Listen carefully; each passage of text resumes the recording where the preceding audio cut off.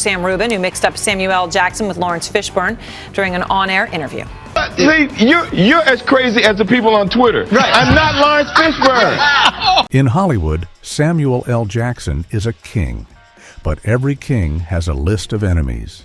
For decades, he has been one of the most powerful and outspoken actors in the world.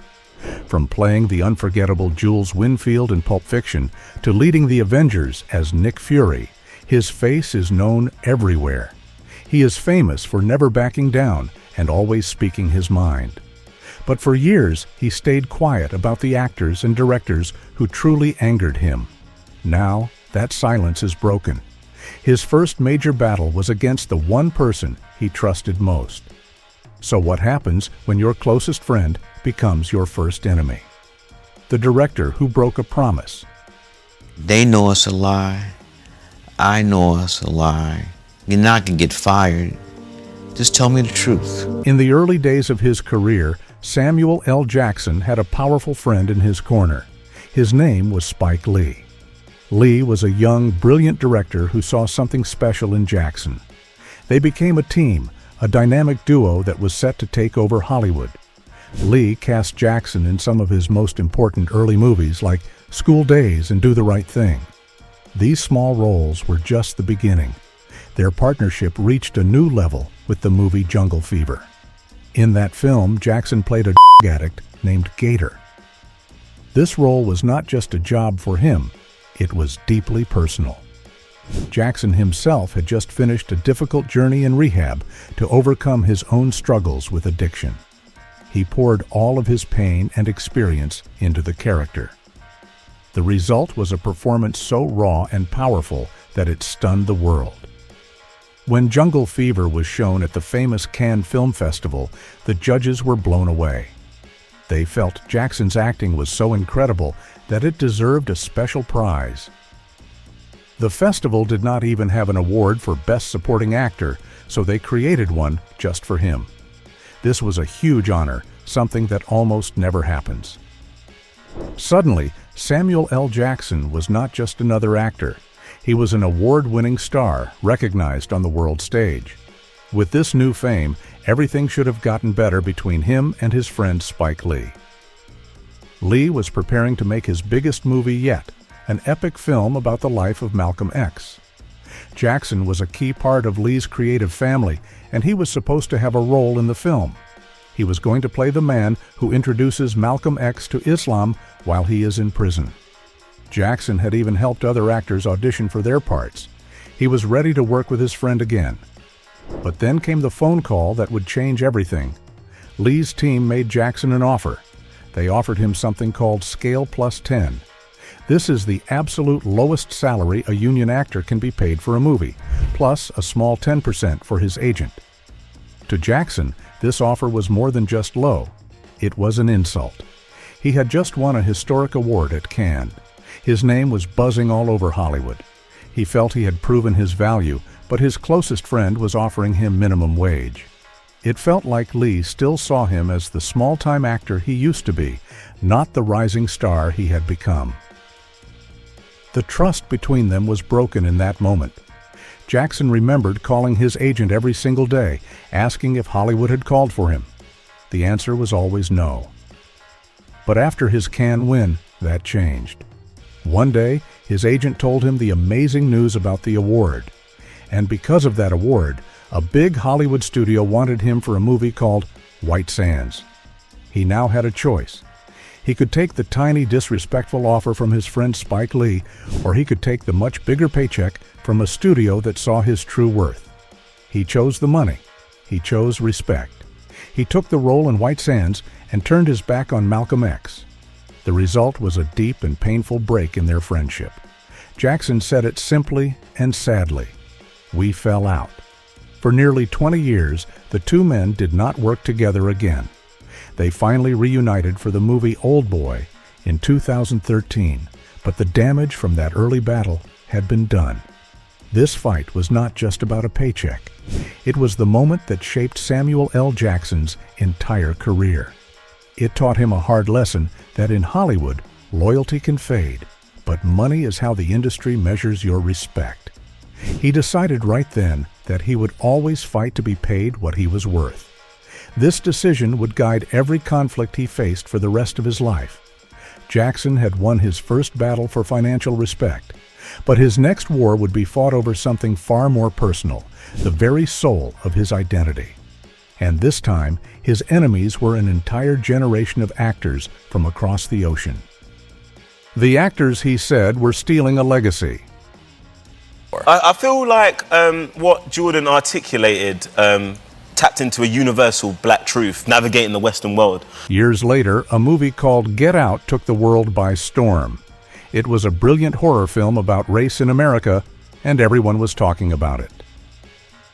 During an interview on the popular New York radio show Hot 97, Samuel L. Jackson was asked what he thought of the movie. He said he liked it, but then he dropped a bomb that sent shockwaves through Hollywood. He questioned why the main actor, Daniel Kaluuya, was from Britain. Jackson said he wondered what the movie would have been like with an American brother who really feels that. He explained his thinking. He said Daniel grew up in a country where interracial dating has been common for 100 years. He suggested that because of this, Kaluuya could not truly understand the specific racial fears and tensions that an African-American man faces. Jackson believed that some experiences are universal, but not everything is. He was saying that to tell this particular American story, you had to be American. He did not stop there. He brought up another important film, Selma, which told the story of Martin Luther King Jr. The actor who played the civil rights hero was David Oyelowo, who is also a black British actor. Jackson made the same argument. He said that there were American actors who would have had a different idea about how King thinks. He was drawing a line in the sand, claiming that the unique history of black Americans was being given to actors who had not lived it. When the radio host asked him why he thought this was happening, Jackson gave two blunt reasons. First, he said, British actors are cheaper than us. Second, he claimed that Hollywood directors think they are better trained because many of them come from a background of classical theater. He was accusing the Hollywood system of overlooking American actors for financial and artistic reasons, and in the process, giving away their most important stories. His comments exploded like a firework. The backlash was fast and fierce. A young, popular British actor named John Boyega, who starred in the new Star Wars movies, went on Twitter and fired back. He wrote, "Black Brits versus African American. A stupid-ass conflict we don't have time for." His message was clear. Black actors should be united, not fighting with each other. The conflict created a painful divide, pitting a Hollywood legend against a new generation of black talent from around the world. Even Jordan Peele, the director of Get Out, weighed in. He admitted that at first, he had also been unsure about casting a British actor.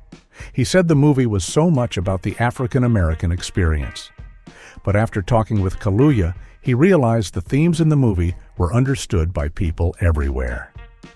In the end, Peele said, Daniel was simply the best person for the role. Kaluuya himself responded to Jackson's comments with pure class and respect. He said, "Big up Samuel L. Jackson, because here's a guy who has broken down doors. He has done a lot so that we can do what we can do." Jackson later tried to walk back his comments. He said his words were not a slam against British actors, but were meant to be a comment about how the Hollywood system works. But for many, the damage was already done. He had started a debate that touched on deep feelings about identity and ownership. This was not just about who gets a job. Jackson was acting like a guardian of the African-American story. He was afraid that the specific struggles and triumphs of black Americans would be watered down if they were told by people from different cultures, even if they were also black. He was fighting for a national identity, while younger actors saw a more global one. The conflict showed a crack in the foundation of the black acting community, a division between generations and continents. Jackson had taken on directors, and he had taken on a whole country of actors. But his most brutal takedown was saved for one man who made a simple mistake on live television, proving that for Samuel L. Jackson, disrespect is the one crime that can never be forgiven. The humiliation on live television. My interview statement for the day. This is what, and here's the photo. I'm not Lawrence Fishburne. It was supposed to be a normal day of work for Samuel L. Jackson. He was promoting his new movie, RoboCop, through a series of television interviews from a studio in Atlanta. One of those interviews was with Sam Rubin, an entertainment reporter for the Los Angeles news station KTLA. The interview started like any other. Rubin asked a few questions about the movie, and Jackson gave his answers. But then Rubin decided to go off topic. He asked a question that would make this interview go down in history. He asked Jackson, "Did you get a lot of reaction to that Super Bowl commercial?" Jackson paused. He looked genuinely confused. "What Super Bowl commercial?" he asked back. In that moment, a wave of panic washed over Sam Rubin's face. He had made a terrible mistake. He had confused Samuel L. Jackson with another famous black actor, Lawrence Fishburne. It was Fishburne who had starred in a popular car commercial that aired during the Super Bowl. Jackson's mood shifted instantly. The friendly, talkative movie star disappeared, and a cold, angry man took his place. He looked straight into the camera and began a verbal takedown that was both methodical and merciless. He told Rubin, "You're as crazy as the people on Twitter. I'm not Lawrence Fishburne." Rubin started to apologize, trying to quickly move on, but Jackson was not going to let him off the hook that easily. He leaned in, his voice dripping with ice. "We don't all look alike," he declared. "We may be all black and famous, but we don't all look alike. You're the entertainment reporter for this station, and you don't know the difference between me and Lawrence Fishburne?" The reporter was trapped. Jackson continued to steamroll him, using the moment to deliver a masterclass in humiliation on live television. He began to educate the reporter and the world on which black actor was in which commercial. He said, "I'm the what's in your wallet black guy," referring to his own famous ads for a credit card company. He's the car black guy. Morgan Freeman is the other credit card black guy. You only hear his voice, though, so you probably won't confuse him with Lawrence Fishburne. The verbal assault was relentless. Jackson was not just angry, he was making a powerful point about the lazy and disrespectful way some people in the media treat black celebrities. The video of the exchange went viral almost immediately. Millions of people watched as Jackson calmly and completely dismantled the reporter. Later that day, a deeply humbled Sam Rubin went back on the air to apologize. He said he was really embarrassed and admitted that Jackson had given him a well-deserved shellacking. This was not just a case of an actor losing his temper. It was a calculated and powerful response to a problem Jackson had likely faced his entire career. His takedown was so specific, his knowledge of which actor was in which commercial so immediate, that it was clear this was not the first time he had been mistaken for someone else. He used this public moment of disrespect to do more than just get angry. He seized control of the interview and turned a personal insult into an unforgettable public lesson about identity, individuality, and the casual racism that still exists in the media. He made sure that this reporter and anyone else watching would think twice before ever making that mistake again. He demanded respect from reporters and fellow actors. But what happens when he has to demand it from his most famous collaborator? Next, the battle that pitted Samuel L. Jackson against the legendary Quentin Tarantino in a fight over the very definition of a movie star. The battle for the meaning of a movie star. "You want me to be the most despicable Negro in the history of cinema?" And he was like, "Well, yeah." It's like, okay, let's do it. Samuel L. Jackson and Quentin Tarantino were one of Hollywood's greatest teams. From the moment Jackson played Jules Winnfield in Pulp Fiction, a role Tarantino wrote specifically for him, they were a legendary pair.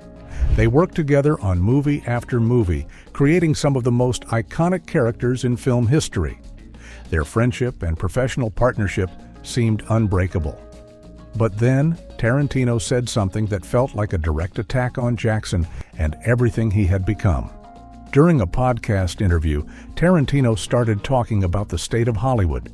He said he was worried about what he called the marvelization of Hollywood. He argued that the rise of superhero movies had killed the very idea of a movie star. His point was that in these massive franchise films, the characters were the real stars, not the actors who played them. He said, Captain America is the star, or Thor is the star. But they're not movie stars. This was a huge statement, and it was a clear shot at actors like his old friend Samuel L. Jackson, who had become globally famous for playing Nick Fury in the Marvel Cinematic Universe. Jackson, a man who built his career on being a powerful presence in these blockbuster films, did not stay silent. He went on the popular TV show The View to give his response. He did not get angry or loud. Instead, he calmly and powerfully explained why his friend was wrong. He offered his own simple definition of what makes a movie star. He asked the hosts, "The sign of movie stardom has always been, what, asses in seats?" His point was clear. If people are lining up and paying money to see a movie, then the actors in that movie are stars. It is that simple. But he was not finished. To truly shut down the debate, he brought up a name that carried deep emotional weight for millions of people. He brought up the late, great Chadwick Boseman. Jackson looked into the camera and declared, "Chadwick Boseman is Black Panther. You can't refute that. And he's a movie star." With those words, he ended the argument. He used Boseman's powerful legacy to prove that an actor's performance could be so iconic that the person and the character become one in the hearts of the audience. To say Chadwick Boseman was not a movie star felt wrong to almost everyone who heard it. This disagreement was more than just two friends talking about movies. It was a clash between two different eras of Hollywood. Tarantino was defending the old way, a time when a star's name alone, like Tom Cruise, could get a movie made. Jackson was defending the new reality, where becoming a global icon in a massive franchise is the modern path to stardom. Other actors from the Marvel Universe, like Simu Liu, also spoke up. Liu pointed out that the old golden age of movie stars that Tarantino missed was also white as hell, and that Marvel movies had opened the door for a more diverse group of actors to become stars on a global scale. This was a fight for legitimacy. By defending Chadwick Boseman, Jackson was doing more than just making a point about Marvel. He was protecting the legacy of a beloved black icon. He was arguing that this new path to stardom was just as valid as the old one, and maybe even more important because it allowed for more people of color to reach the top. He was telling his old friend, and the rest of old Hollywood, that the definition of a movie star had changed. The old gatekeepers had to accept it. Jackson fought for the respect of a new generation of stars. But he saved his harshest words for a group of actors he believes are poisoning Hollywood from the inside, the ones who care more about trophies than telling a good story. Hollywood's fake gods and the hunt for gold. I do movies that I want to go see. I do popcorn movies. I don't do movies that, I'm going to get an Oscar for, a statue for. If you want to understand Samuel L. Jackson, you have to understand his philosophy about movies. He is not in the business to win awards or to be praised by critics. He is in it for one simple reason: to have fun and to entertain people. He has said many times that he chooses his roles based on one simple question: is this a movie that he would want to go see himself? He explained that he grew up going to the movies to escape his troubles and see the world, and that is the kind of experience he wants to give to his audience. This is why his career is filled with movies like Snakes on a Plane and The Hitman's Bodyguard. These are fun, action-packed popcorn movies. He once said that he would rather be Nick Fury, a character loved by millions, than take on a serious, sad role just for the chance to win a trophy. This belief puts him directly at odds with a certain type of Hollywood actor, a type he has no respect for. In a brutally honest podcast interview, Jackson was asked if he thought other actors chose their roles specifically to try and win an Oscar. His answer was quick, sharp, and classic Samuel L. Jackson. He said, "Yeah, People are out there statue chasing all the time. With that one line, he declared war on what he sees as the biggest problem in Hollywood. He believes the industry is filled with actors who are not artists, but trophy hunters. They are not trying to entertain an audience, they are trying to impress a small group of voters to win a little golden statue. He did not name any specific actors, but he did not have to. His message was a final judgment on the phoniness of the industry. He has no time for actors who care more about their own egos than the people buying the tickets. In 2021, Jackson himself was given an honorary Oscar for his lifetime of work, but he has made it clear that winning awards was never his goal. His goal was always to be in movies that people loved to watch. This idea ties all of his other battles together. His fight with Spike Lee was about being paid for his commercial value, not just for being in an important film. His fight with Quentin Tarantino was about defining stardom by how many people show up at the theater, not by what critics think. And his hatred for statue chasers is the final piece of the puzzle. It is the ultimate expression of his worldview. For Samuel L. Jackson, an actor's job is simple: entertain the masses, get paid what you are worth, and have a good time doing it. Anything else is just fake. This stance makes him a man of the people, an honest voice in an industry he often sees as self-important and out of touch. It is his declaration of independence from the games of Hollywood. Samuel L. Jackson's career is defined by the battles he chose to fight.